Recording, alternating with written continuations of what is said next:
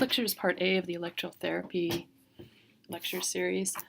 Just a few announcements. This begins chapter 16 and 17 in the book, so it'd be a good idea to read through or skim through those chapters if you need some help in understanding this material. Also, if you haven't watched the videos for ultrasound and phonophoresis application, please do that as well. All right, the fundamentals of electricity include first starting off with understanding some definitions. So the definition of electricity is the flow of electrons from a negative pole where there's a high electron density to a positive pole where there's a low electron density. And then these electrons take the path of least resistance. So in order to have electrical flow, you need to have electrons, a path, and then finally a force to push the electrons. We'll be going through some terminology so that when we talk about these terms of electricity, you'll understand what's going on. The first one is Coulomb, and that's abbreviated with a Q, and it's the net charge produced by 6.25 electrons, 6.25 times 10 to the 18th power electrons. So that's a lot of electrons. If you think about the Coulomb, kind of think of it just as a volume or a quantity. We won't use that unit a lot just because it is so immense, but to understand what it means in a couple equations. The next one is amperage. Amperage is the rate or the speed. So when you think of amperage, think of speed that a current is flowing. So the speed that electricity is flowing. So how many coulombs go past a particular point in 1 second? And for electrotherapy, usually we're going to mostly talk about milliamps, which is 1/1000th, or microamps. This is 1/1,000,000th. So amperage is speed, and 1 amp equals 1 coulomb, so that's an amount of charge past a point in 1 second. So again, if we go back to our water analogy, it's gallons per second, or rate of flow. Okay, so how fast electricity is flowing. Voltage is V, and it's the tendency for current flow to occur. So it's the difference of the quantity of electrons between 2 points. And then our electrical stimulator machine, whichever one we're using, will generate this. So 1 volt equals the amount of force needed to drive 1 amp across 1 ohm of resistance, and we'll get into ohm. I would say right now focus mostly just on the definition. If we use our water analogy, voltage is like water pressure. So the greater the distance of gravity, so if we have a waterfall or gravity pull of water from one level to another, could be the tendency of water to flow. So that could be considered an analogy for voltage. Resistance is the ability of a substance to oppose current. So this is measured in ohms. So we'll have so many ohms of resistance. So on your notes it says ohms is a measurement of resistance to the flow of electrons, and it's going to depend on primarily 4 different factors: material, length of the circuit, the cross-sectional area, and the temperature. So let's go through each one of those and explain how resistance can affect the flow of electrons for these. So in regards to material, the more free electrons of the material, the better the conduction. So blood and nerves have more free electrons than skin and bones. So we'll have better conduction across or through blood and nerves. There's low resistance. Number 2 is our length of circuit. The shorter the distance for the electricity to flow, the less the resistance to flow. So this is going to affect our electrode placement. So less resistance if the electrodes are close together, and then more resistance if the electrodes are further apart. Number 3 is the cross-sectional area of the circuit. The greater the cross-sectional area of the path of electrical flow, the less the resistance. So kind of think about if you have a large pipe and you have water that needs to go through it, if the pipe circumference is really large, there's not much resistance to flow.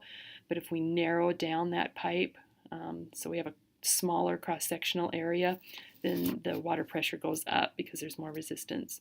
So in the body, nerves with large diameters will depolarize before the small diameters nerves. And nerves that are large diameter are sensory nerves. So sensory nerves are stimulated before motor nerves. And if you've ever had electrical stimulation, you can attest to the fact that your sensory nerves were depolarized first when the electric current was turned on, because you feel this tingling first. If we keep increasing the current without changing the resistance, then the smaller nerves end up getting stimulated, and those are the motor nerves. So sensory nerves are stimulated before motor nerves. Number 4 is temperature of the circuit. We have an increased temperature will increase the flow of free electrons. So increasing the temperature actually decreases the resistance to current flow. So preheating a treatment area may increase the comfort by decreasing the resistance to electric flow. So we don't have to turn the machine up as high, and then it's more comfortable. And we don't need to have a higher output intensity on the machine. All right, Ohm's law. Quick review is that voltage equals current times resistance. So if resistance increases, a greater voltage is going to be required to drive that same current. Ideally, we want to use the least amount of voltage as possible when we're treating patients in order to get the desired physiological response. So in doing this, we're going to do things like put the electrodes closer together to decrease resistance. We might heat the area to decrease resistance. And that's again so that if we decreased resistance, then we can decrease voltage. So, all right, moving on to the next component of the basics of electrotherapy, we need to understand different electrical currents. So when we talk about a current, we'll usually draw it out on a little graph to help us understand what's going on. So we have a graph here, and this is baseline across here. So this is where we don't have any electric current flow, and then going up here is if we have electrons moving in one or a positive direction. So sometimes we'll have the current come below baseline, so we have electrons moving in a positive direction, then in a negative, and then in a positive, and then in what we call the negative direction, so opposite. So let's start with the first one. This is a direct waveform. Sometimes it's called galvanic. That's a little bit of an outdated term, but you might see that. So on your notes, definition of direct current is continuous flow of electrons in one direction. Continuous flow of electrons in one direction. The electrons can travel from the cathode, which is negative, to the anode, which is positive. Right? So we'll talk about, if we're using direct current, and we will when we use what's called iontophoresis, we'll talk about is our flow going from direct to positive, and sometimes we need to change that based on the medication that we're using with iontophoresis. But for now, just understand that a direct current is flow of electrons in one direction. This is how we draw it out. It causes a physiochemical effect, which means that it will change the pH of the skin underneath the electrode. So we sometimes will have a chemical reaction when we use iontophoresis, right? Which means you might get little red spots or little blisteries areas underneath the electrode, which is expected or common when you change pH of the skin. So you can warn somebody before they have iontophoresis that might happen. In your notes, I said it's also called galvanic, and the definition of galvanic is just uninterrupted current flow. An example of this would be a flashlight. And then, of course, iontophoresis is the only modality we use in the athletic training room that is of direct waveform. There's a little space down there. You can draw this in your notes so you remember what it looks like. The next one is alternating current, or AC. This is continuous flow of electrons in reverse directions. So it will go, the electrons go towards one electrode and then it flips and goes towards the other electrode when they're on the patient. So the positive and negative electrode polarity actually change. So in our waveform, we have electricity or flow of electrons one direction, and then it flips and goes towards the other direction or the other electrode. So the poles keep changing from positive to negative. So by poles, I mean the actual electrode is going to change polarity. There's no true positive or true negative electrode when we're talking about anything that's running on AC current. An example of this in everyday life is household electricity. If we draw this out, we get a sinusoidal waveform. So you should draw this somewhere in the margins of your notes. So the pattern is a sine wave, like this. Take the time to go ahead and write that in your notes now. So next is pulsed current. And pulsed current is interrupted electron flow. And it's the simplest form of interruption is to turn the switch on and off. So if I took our AC current like that, okay, it's just flowing, there's no breaks, and I turn it off, then turn it on, then off and on. I've now pulsed the current. Now, of course, this can be done within the machine. You don't have to stand there and turn them on and off, but we can pulse this current.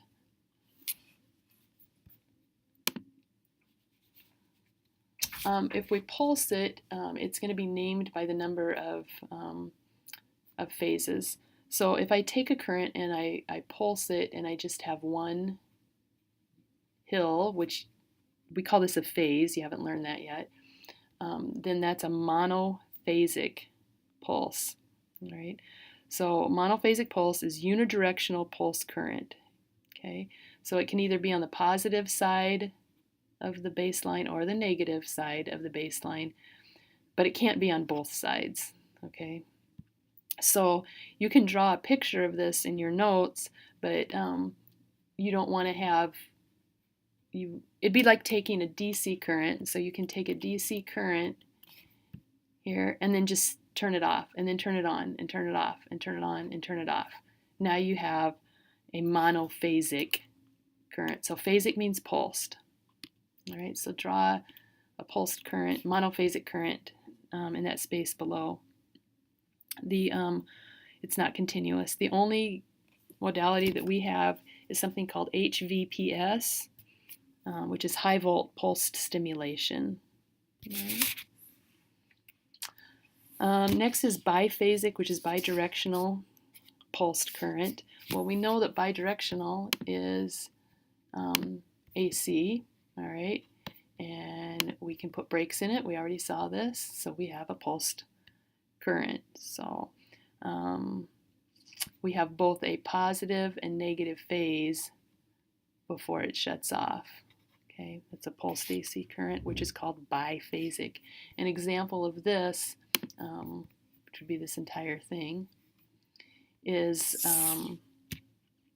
NMES, which is neuromuscular electrical stimulation.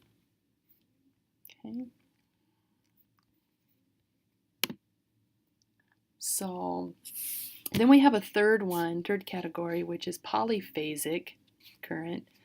Some consider this an AC current. Let's see, down here is polyphasic.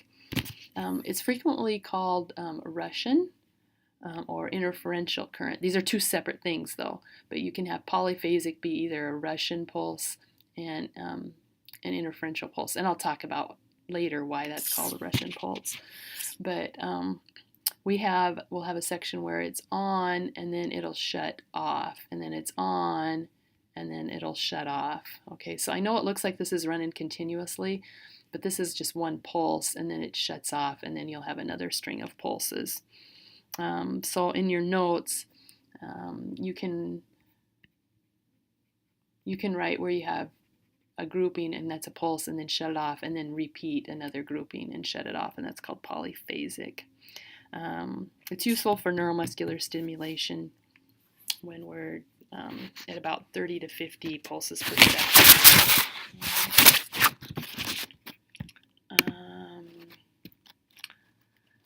A few different characteristics or phase shapes that you want to be aware of when we're looking at this.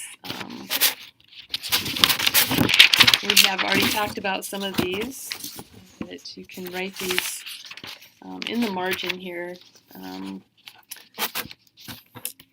Next to, you could say, what is this? So we know that this is sinusoidal. This is an AC current, all right? Because we don't have any breaks in it. It just continues.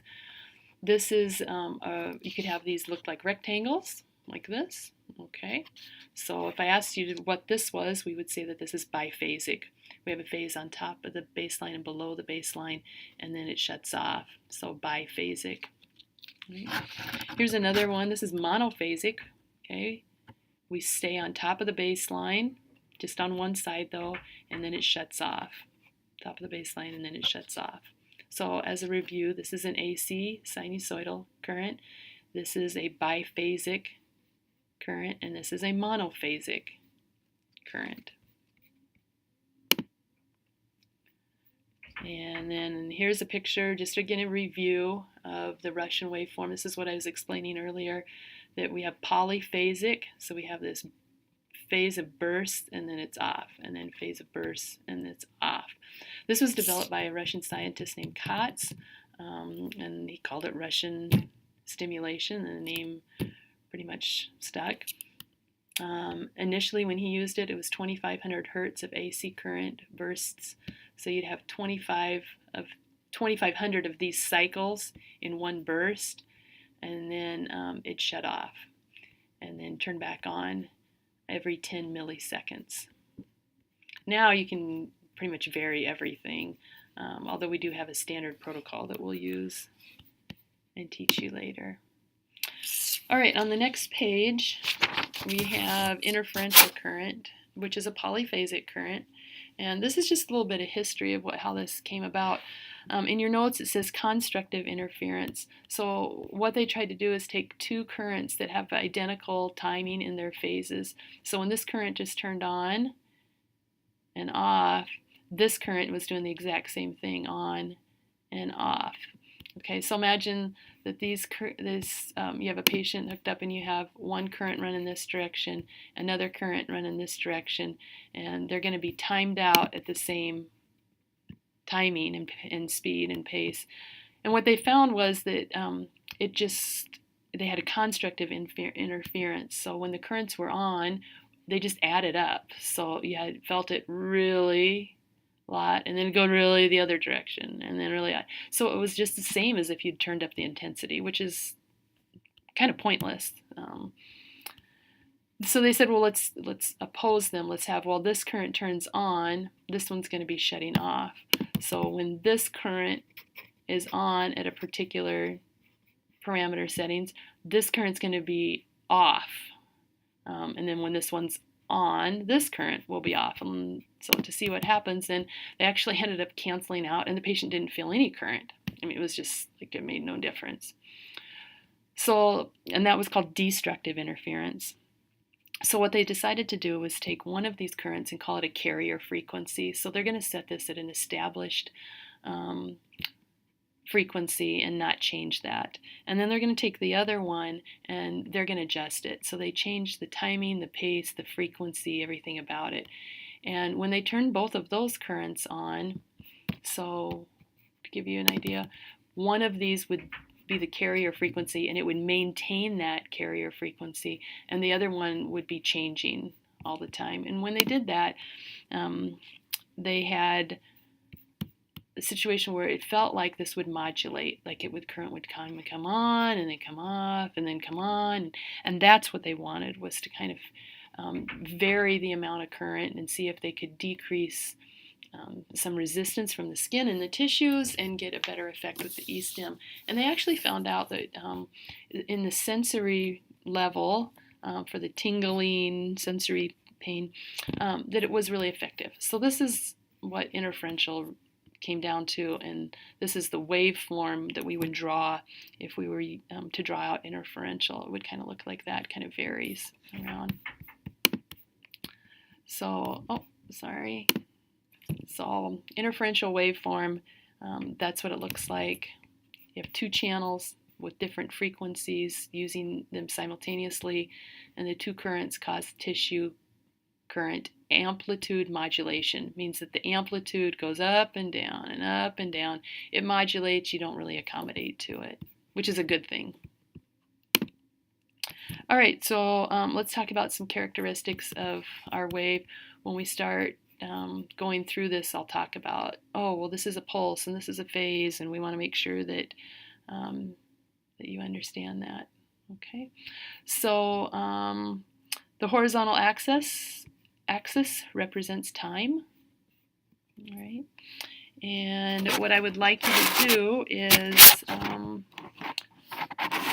we'll probably, I think the best way to do this is draw a diagram down below. So draw this diagram where you have two phases and then a break. So this is off, and then another two phases and then a break. Okay. Actually, on this second one, put a little break right in the middle here. Okay. Put a little break right in the middle between those two phases. Okay. So let's start off. The first definition is, let's see, a pulse, period. And this is a finite period of charged particle movement separated from other pulses by a finite time during which no current flows. So we've got a pulse right here. Okay, so it's the amount of time when this turns on to coming back and turning off. That's considered one pulse. That's the pulse duration. Okay, from the beginning of the phase until the end of the final phase, it says in your notes, including the intra-pulse interval, which we don't really have one in here. Okay, we can also call this a cycle or a pulse duration, and it will be measured in microseconds. So you could write that in your diagram, and the distance from here to here would be considered A, which is pulse duration. Okay. B is a phase. It's individual sections of the pulse that remain on one side of the baseline. So draw in phase. And two phases make up a pulse. Two phases here make up one pulse. We can have a phase duration. We might be calling that a phase duration. It must be long enough to overcome the capacitance of the targeted nerve to cause an action potential. So that just means that this needs to be high enough amplitude, intensity, for you to feel it in order for it to have depolarized a sensory nerve. So, each fiber type, depending on the size, myelination has capacitance, the ability to store it before discharging an action potential. So if we have a large diameter nerve, it's again low capacitance, which is what our sensory nerves are. If the current doesn't flow in one direction long enough, there won't be an action potential. So if this were really short here, current just going really short, but it went high, you might not feel it. So that's really extraneous information, and I wouldn't get too hung up on that. So you can kind of bracket that information with the asterisk and just say extra. It's more important that you understand that this is a phase, this is a phase. Two phases make up one pulse duration. Okay. C is going to be, oops, I don't have C here. Okay. Yeah, I do. Let's draw in a C. Mark this area on your diagram as C. This is called an interpulse interval, and it's the time between two pulses, right, from there to there. There is no current flow right here in an interpulse interval. Okay. An intrapulse interval, I'm looking here to see if I don't have one drawn in, but this is a little space between the phases. So if we had a little off space right in here, that would be the intrapulse interval, which is D in your notes. It's the time between two phases. It's within the pulse, and there's no current flow. It's D. E isn't marked on here, but you can write it on your graph in your notes. But E is a pulse period. Now let's redefine pulse duration, which is from the beginning to the end of one pulse. That's the duration. But a pulse period goes longer, and it goes from the start of one pulse to the start of the next pulse. Okay? So it includes this pulse period plus the interpulse interval. So it's longer. Pulse period is longer than pulse duration. That is E. F is amplitude. Amplitude is the intensity. So going up this direction. Right. Let's see if it's on this one.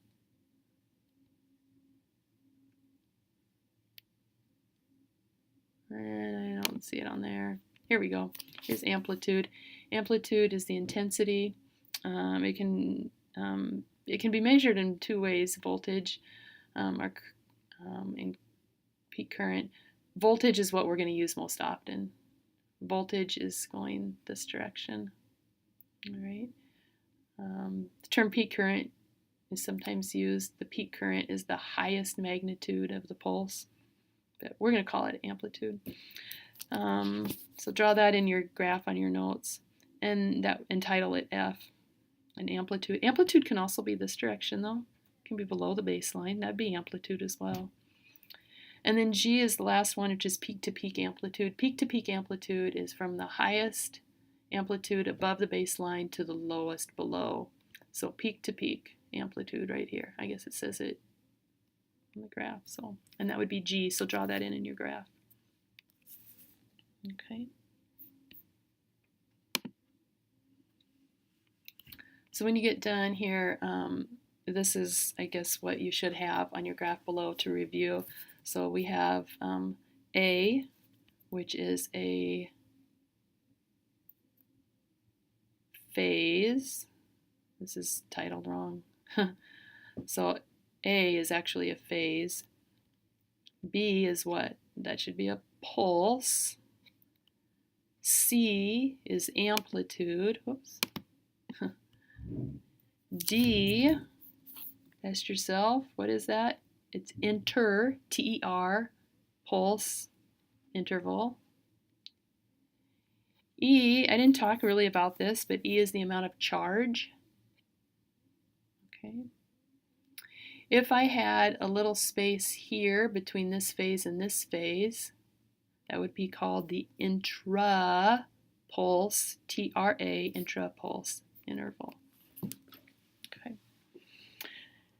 And then finally, there is the last section down there says that increases in amplitude. Okay, think about what that is. That's C here. All right. Or pulse duration.